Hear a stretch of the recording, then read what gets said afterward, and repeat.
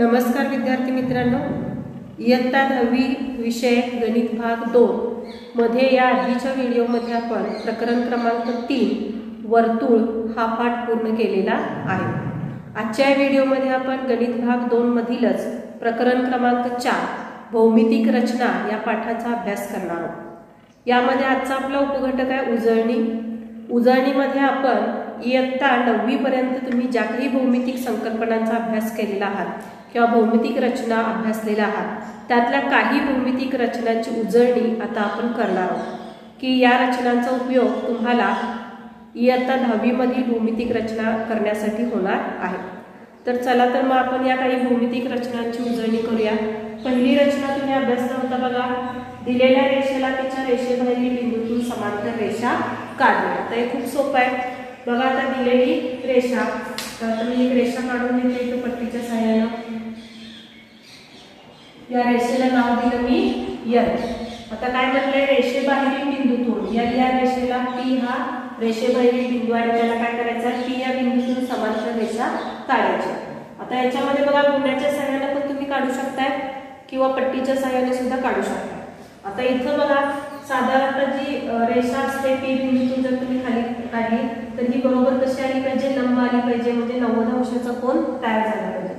त्या दृष्टीने या रेषेला बरोबर पट्टी या रेषेला समांतर होईल या पद्धतीने ही पट्टी ठेवायची। रेष मारताना लक्षात ठेवायचं आहे की कुठेही रेष तिरपी जाणार नाही।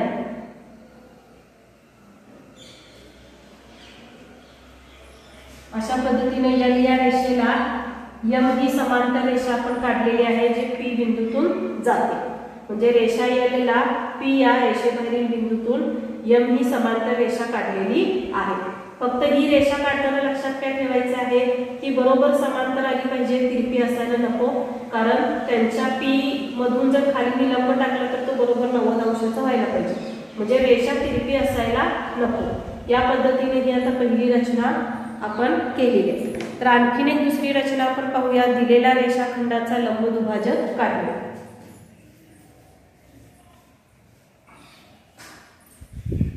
दुसरी रचना पाहतोय आपण, दिलेल्या रेषाखंडाचा लंबदुभाजक काढणे।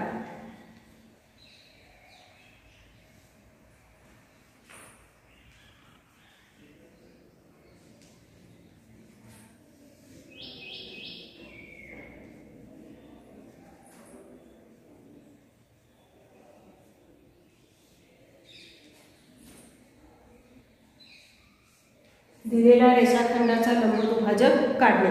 आता ही सर्वात महत्त्वाची रचना आहे, लक्षात घ्या, कारण या रचनाचा संदर्भ कुठे ना कुठे आपल्याला आजपर्यंत सुद्धा आलेला आहे आणि आता या प्रकरण क्रमांक 4 मध्ये सुद्धा येणार आहे। त्यामुळे लंबदुभाजक काढणे ही फार महत्त्वाची रचना आहे।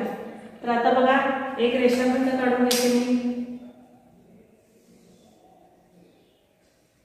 त्याला नाव देऊया ए आणि बी। ठीक आहे, तर रेषा ए बी चा मला काय काढायचं आहे, लंबदुभाजक काढायचं आहे। लंबदुभाजक काढण्यासाठी मला कंपासचा वापर करावा लागणार आहे, कंपास आणि पट्टी।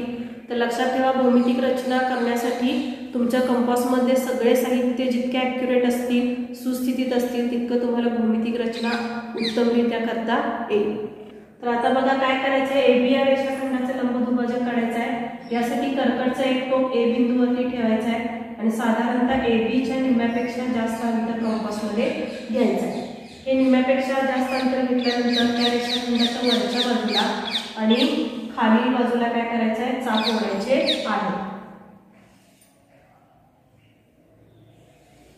या पद्धतीने काय करायचं आहे, चाप ओढून घ्यायचे आहे।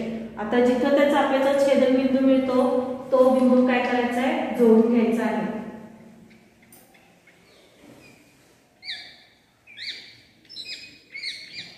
तर हा आहे आपला एबीचा लंबदुभाजक आहे। एबीचा लंबदुभाजक आहे, जिथं तो छेदतो तिथं मी पी नाव दिलेलं आहे, म्हणजे एपी आणि पीबीचा अंतर कसं असणार आहे, समान असणार आहे, कारण लंबदुभाजक हा त्या दिलेल्या रेषेचं काय करतो, समान 2 भागामध्ये विभाजन करतो। बघा रचना पुन्हा एकदा पाहूया आपण। सुरुवातीला काय केलेलं आहे, आपण कंपासमध्ये निम्म्यापेक्षा जास्त अंतर घेतलेलं आहे त्यानंतर रेषेच्या वर आणि खाली चाप ओढलेला आहे, तेच अंतर न हलवता बी जवळ ठेवून परत आधीच्या चापेला छेदणारा दुसरा चाप वरच्या बाजूला आणि खालच्या बाजूला ओढलेला आहे. त्यानंतर त्या चापेचा छेदनबिंदू आपण जोडून घेतलेला आहे आणि आपल्याला एबीचा लंबदुभाजक मिळालेला आहे. ठीक आहे, तर अशा पद्धतीने आपण दिलेल्या रेषाखंडाचा लंबदुभाजक काढू शकतो. आता पुढची आणखीन एक रचना याच पद्धतीने तिसरी रचना आहे, तो म्हणजे कोन दुभागणी.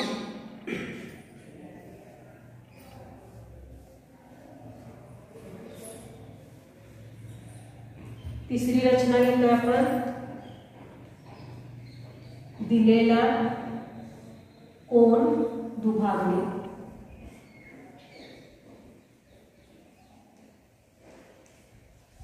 ठीक आहे, आता बघा मी सुरुवातीला एक कोन काढून घेते.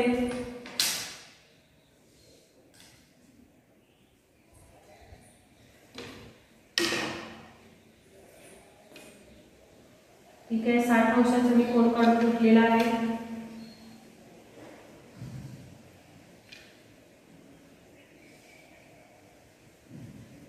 किती अंशाचा कोन आहे हा? 60 अंशाचा. कोनाला नाव देते मी ए, बी आणि सी. तर हा दिलेला कोन आपल्याला काय करायचा आहे? दुभागायचा आहे. ठीक आहे, आता यासाठी बघा काय करायचं आहे, जसं लंबदुभाजकाचे पण निम्म्यापेक्षा जास्त अंतर घेतलं होतं तसंच बीसी या बाजूच्या निम्म्यापेक्षा जास्त अंतर घ्यायचं आहे. ते अंतर न हलवता कोनाच्या दोन्ही बाजू छेदतील असा एक चाप ओढायचा आहे, जसं की मी आता ओढलेला आहे. त्यानंतर तो चाप जिथं ज्या छेदनबिंदूला छेदतो म्हणजे इथं निम्म्यापेक्षा जास्त अंतर घ्यायचं आहे कंपासच्या सहाय्यानं. आणि काय करायचं आहे, जसं लंबदुभाजकाला क्रिया केल्या होत्या त्याच पद्धतीने काय करायचं, एक चाप ओढून घ्यायचा आहे. बघा तेच अंतर न हलवता मी इथे ठेवलेलं आहे.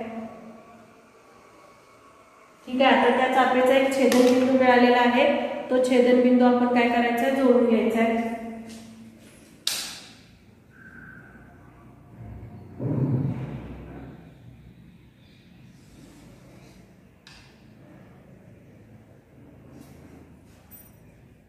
ठीक आहे, हा झाला दिलेला कोनाचा कोन दुभाजक आपण काढलेला आहे. जसं लंबदुभाजक दिलेल्या रेषाखंडाचे समान दोन भाग करतो त्याच पद्धतीने कोन दुभाजक सुद्धा दिलेल्या कोनाचं काय करतो, समान दोन कोनामध्ये काय करतो, विभाजन करतो. ठीक आहे, तर आता आणखीन एक रचना आहे बघा, त्रिकोणाच्या बाजू व कोन यापैकी काही घटक दिले असता त्रिकोण काढणे. म्हणजे त्रिकोण रचना आता आपण करणार आहोत, त्यातलं एखादं उदाहरण आता आपण पाहूया.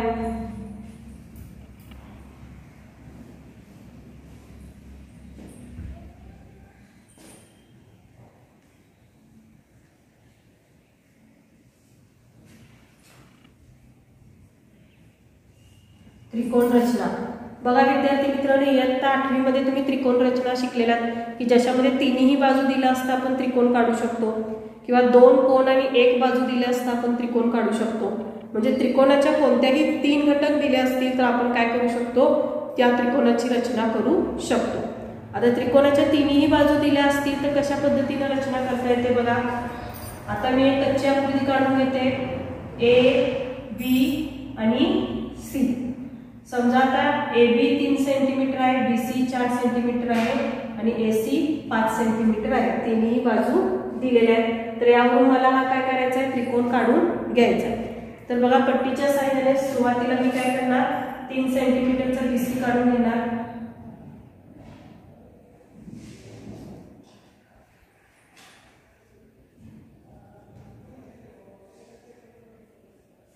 आता एबीचं माप किती आहे बघा, एबीचं माप किती आहे, ठीक आहे आपण मापे बदलले बघा, बीसी 3 सेंटीमीटर आणि एबी 4 सेंटीमीटर घेऊया. आता एबीचं माप किती आहे बघा, 4 सेंटीमीटर आहे. पट्टीच्या सहाय्याने आणि कंपासच्या सहाय्याने तितकं माप घ्यायचं आहे आणि एक चाप ओढायचा आहे. ठीक आहे, आता त्यानंतर सी एचं माप किती आहे, 5 सेंटीमीटर आहे. ते सुद्धा कंपास आणि पट्टीच्या सहाय्याने घ्यायचं आहे. अंतर न हलवता आधीच्या चापेला छेदेल असा दुसरा चाप काय करायचा आहे, मारायचा. आता हे छेदनबिंदू आपल्याला काय करायचे आहे, जोडून घ्यायचे आहे.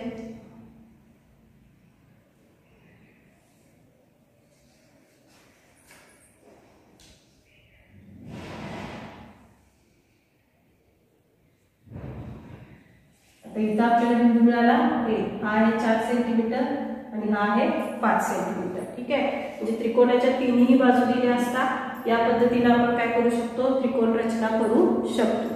आता त्रिकोणाच्या आणखीन जर कोन दिले असतील तर कोणावरून सुद्धा आपल्याला काय करता येतं, तर त्रिकोण रचना करता येतं. या पद्धतीची एक रचना आता आपण पाहूया.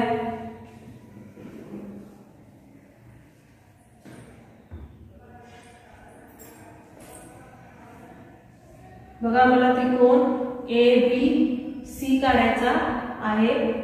त्याच्यामध्ये बघा आता मला कोन B समजा 60 अंशाचा आहे. ठीक आहे, AB चं माप आहे 6 सेमी आणि BC चं माप आहे 5 सेंटीमीटर घेऊया आपण. म्हणजे इथं काय दिलेलं आहे, 2 बाजू आणि एक कोन दिलेला आहे. याच्यावरून सुद्धा आपल्याला त्रिकोण रचना करता येते. तर ही रचना करण्यासाठी सुरुवातीला आपण BC 5 सेंटीमीटरचं काढून घेणार आहोत.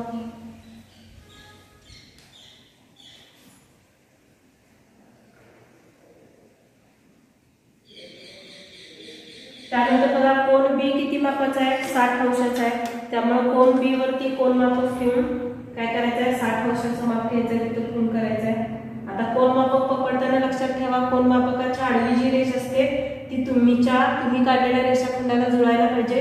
90 अंशची उभी रेष जी असते ती बरोबर लंब दिशेत पकडली पाहिजे आणि ज्या बाजूने मोजताय तिथून शून्यापासूनच मोजायला चालू करायचं आहे. कधी कधी गोंधळ होतो, 0 आणि वर 180 लिहिलेलं असतं आणि तुम्ही चुकून 180 पासून मोजायला चालू करता.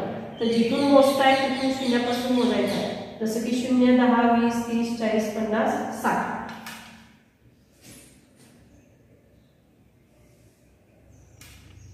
ठीक आहे, 60 अंशाचा मी काय केलेला आहे, कोन इथं काढून घेतलेला आहे B जवळ. आता B पासून A पर्यंतचं अंतर किती आहे, 6 सेंटीमीटर आहे. ते कंपास आणि पट्टीच्या सहाय्याने तुम्ही 6 सेंटीमीटर इतकं अंतर घ्यायचं आहे. BA चं माप आहे त्यामुळे B जवळच ठेवावं लागेल आणि एक चाप ओढावं लागेल. इथं आपल्याला A बिंदू मिळालेला आहे आणि हा किती आहे, 6 सेंटीचा आहे. आता आपल्याला काय करायचं आहे, AC जोडून घ्यायचं आहे.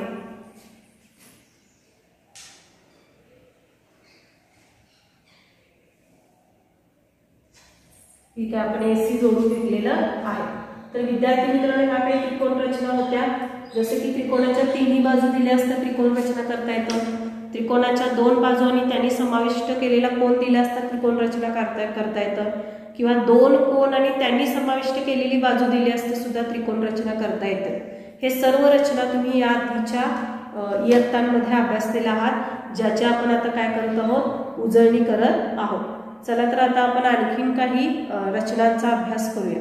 पुढची रचना आपण पाहत आहोत, दिलेल्या कोनाशी एकरूप कोन काढणे.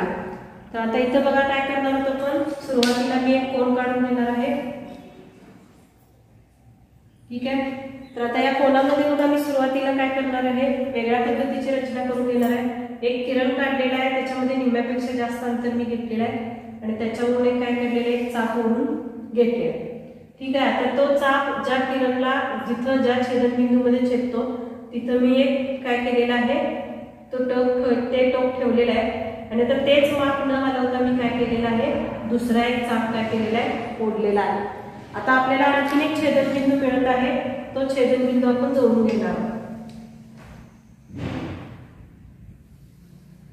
तो छेदनबिंदू जोडल्यानंतर आपल्याला एक कोन तयार झालेला इथे दिसेल, कोन ABC. ठीक आहे, आता या कोन ABC ला मी दुसरा एकरूप कोन PQR काढणार आहे. तर आता बघा, प्रथम आपण एक किरण काढून घेऊया PQ.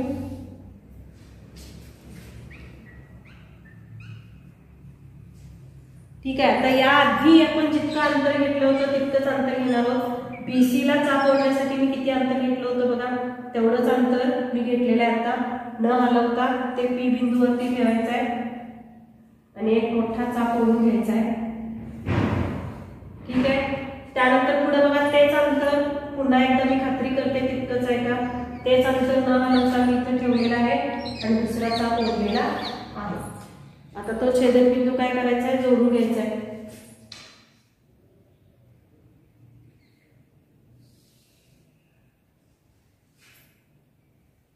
PQ आणि R. ठीक आहे, अशा पद्धतीनं कोन ABC ला कोन RPQ हा एकरूप कोन आपण काढलेला आहे। ठीक आहे, तर इथं चाप ओढताना काळजी घ्यायची आहे की तुमचं कंपास मधलं अंतर काय हलायला नको किंवा स्थिर असणं अत्यंत आवश्यक आहे। तिथं जर तुमचं अस्थिरपणा आलं तर तुमचे दोन्ही एकरूप कोन योग्य स्थितीमध्ये असणार नाही। तर विद्यार्थी मित्रांनो, आता आपण आणखीन एक रचना पाहणार आहोत, ती म्हणजे बघा दिलेल्या रेषाखंडाचे समान भाग करणे।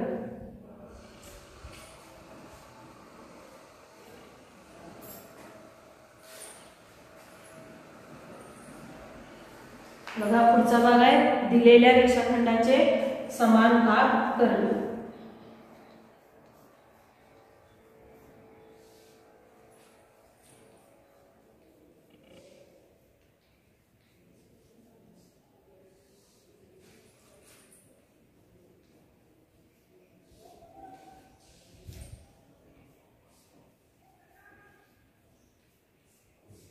दिलेल्या रेषाखंडाचे समान भाग करणे। समजा एक रेषाखंड दिलेला आहे, PQ हा रेषाखंड आहे। ह्या PQ या रेषाखंडाचं आपल्याला काय करायचं आहे, समान भागामध्ये विभाजन करायचं आहे। तर यासाठी बघा आपल्याला कोन मापक लागणार आहे। कोन मापकावरती कायच्या सहाय्याने आपण P आणि Q च्या तिथं काय करायचं आहे, समान अंशाचे कोन काढून घ्यायचे आहे। तर बघा P जवळ मी ठेवलेलं आहे, किती अंशाचं काढू शकताय, मात्र लक्षात ठेवायचं आहे P जवळ जितक्या अंशाचा तुम्ही कोन काढणार आहात तितकाच अंशाचा कोन Q जवळ असला पाहिजे, तो खालच्या दिशेने असला पाहिजे। मग इथं मी आता कोन करते बघा 0, 10, 20, 30 अंशाचा कोन काढलेला आहे P जवळ। आता ज्या रेषा आहेत त्या थोड्या लांबपर्यंत मारून घ्यायच्या आहेत, म्हणजे आपल्याला त्याचे समान भाग करणे सोपं जाईल। किती अंशाचं काढले आपण, हे 30 अंशाचं काढले। आता Q जवळ सुद्धा 30 अंशाचाच कोन काढायचा आहे, परंतु आपल्याला तो खालच्या दिशेने करायचा आहे। या पद्धतीने बघा मी कोन मापक कसं पकडलेलं आहे, या पद्धतीने पकडायचं आहे। 30 अंश मोजला आपण,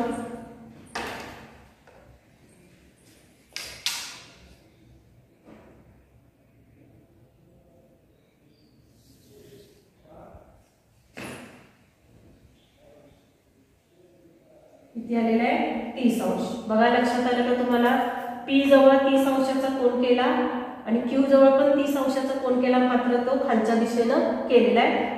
ठीक आहे, या पद्धतीने ही आकृती तयार होईल। आता समान भाग करायचा आहे, किती भाग करायचा आहे तर हे आपल्याला सांगितलेलं नाहीये किती भाग करायचा आहे। तर आपण कितीही करू शकतो। तर आपल्याला किती प्रश्नामध्ये जर दिलेलं असेल किती भाग करायचा आहे तर त्यानुसार आपण तितके भाग त्याला काय करायचे। मात्र आता प्रश्नामध्ये दिलेलं नसेल किती भाग करायचा आहे तर आपण आपल्याला हवे तितके भाग त्याचे समान भाग करू शकतो। तर आता जनरली प्रश्नामध्ये दिलेलं असतं की दिलेल्या रेषाखंडाचे समान 4 भागामध्ये विभाजन करा किंवा समान 5 भागामध्ये विभाजन करा असं दिलेलं असतो प्रश्न। त्यामुळे आता दिलेल्या PQ या रेषाखंडाचं आपण काय करूया, समान 4 भागामध्ये विभाजन करूया। आता त्यासाठी कंपासमध्ये एक अंतर निश्चित करायचं आहे आणि हे अंतर आता शेवटपर्यंत काय करायचं नाहीये, आपल्याला बदलायचं नाहीये, स्थिर ठेवायचं आहे की जेणेकरून आपल्याला PQ चे समान भाग करता येतील। तर बघा मी एक अंतर आता निश्चित केलेलं आहे। आता प्रथम P जवळ ठेवायचं आहे आणि काय करायचं, चाप ओढत जायचं आहे। पहिला चाप, त्यानंतर दुसरा, ते अंतर हलवलेलं नाही आहे, त्यानंतर तिसरा आणि त्यानंतर चौथा। 4 समान भाग करायचे, त्यामुळे मी 4 चाप ओढलेले आहेत। पहिला, त्यानंतर पहिल्यावरून दुसरा, त्यानंतर दुसऱ्यावर ठेवून तिसरा, तिसऱ्यावर ठेवून चौथा, या पद्धतीने। आता हीच कृती खालच्या दिशेने सुद्धा करायची आहे। तर बघा इथं काय होईल, हा पहिला चाप, त्यानंतर हा दुसरा, त्यानंतर 3, चौथा।